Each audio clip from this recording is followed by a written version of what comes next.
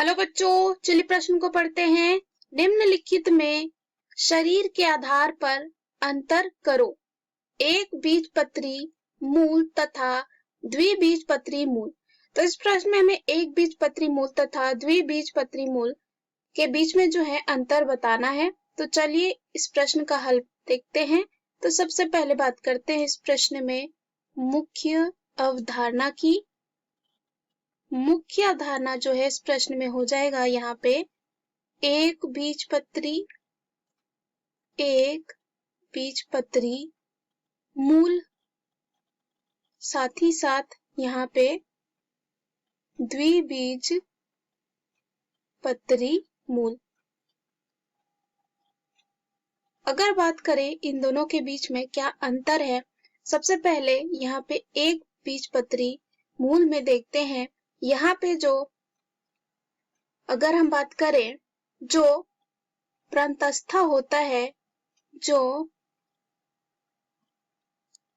प्रांतस्था होता है वो जो है यहाँ पे एक बीजपत्री मूल में जो है उसका स्तर जो है कम मोटा होता है। क्या होता है? कम मोटा होता है। अगर यही हम द्विबीजपत्री मूल में देखें तो इसमें अधिक मोटा होता है। क्या होता है? अधिक मोटा होता है। दूसरे अंतर की बात करें एक बीजपत्री मूल में, तो यहाँ पे क्या होता है, जो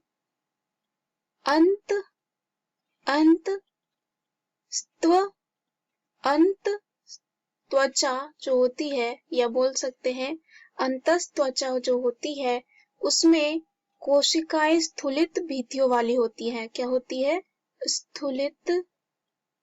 स्थूलित भित्तियों वाली जो है होती है, भित्तियों वाली होती है, और इसलिए मार्ग कोशिकाएं अधिक स्पष्ट होती हैं। क्या होती हैं?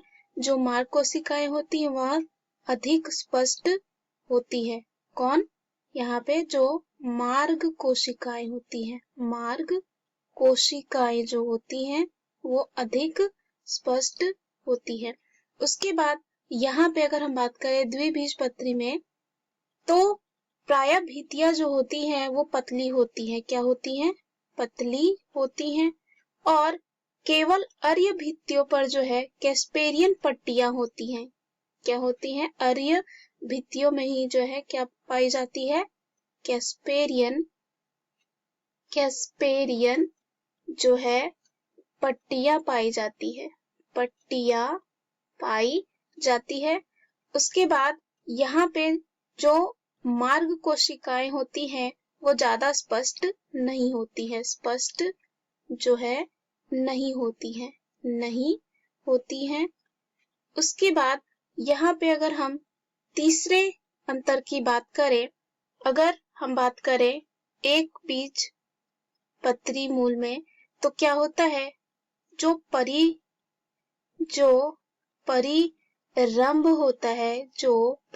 होता है वो पार्श्व मूल बनाती है। क्या बनाती है? पार्श्व मूल बनाती है। और यहाँ पे अगर हम बात करें द्विबीजपत्री में, तो पार्श्व मूल बनाने के अतिरिक्त यहाँ पे एक एध साथ ही साथ कॉर्क एध बनाने में भी सहायता करती है। चौथा अंतर हम देखें तो यहाँ पे क्या होता है, जो मज्जा होता है वो सुविकसित होता है। क्या होता है? सुविकसित होता है। और यही अगर हम बात करते हैं द्विबीजपत्री मूल में, तो जो मज्जा होता है वो अल्प विकसित होता है। क्या होता है? अल्प विकसित, यानी कि कम विकसित होगा। और अनुपस्थित होता है, या तो अनुपस्थित होता है, यानी कि होगा ही नहीं। तो मुख्य अवधारणा के आधार पर हमने ये सिद्ध कर लिया है कि एक बीजपत्री मूल तथा द्विबीजपत्री मूल के बीच में अंतर कौन से हैं। आशा करती हूँ यह उत्तर आपको समझ में आया होगा। धन्यवाद।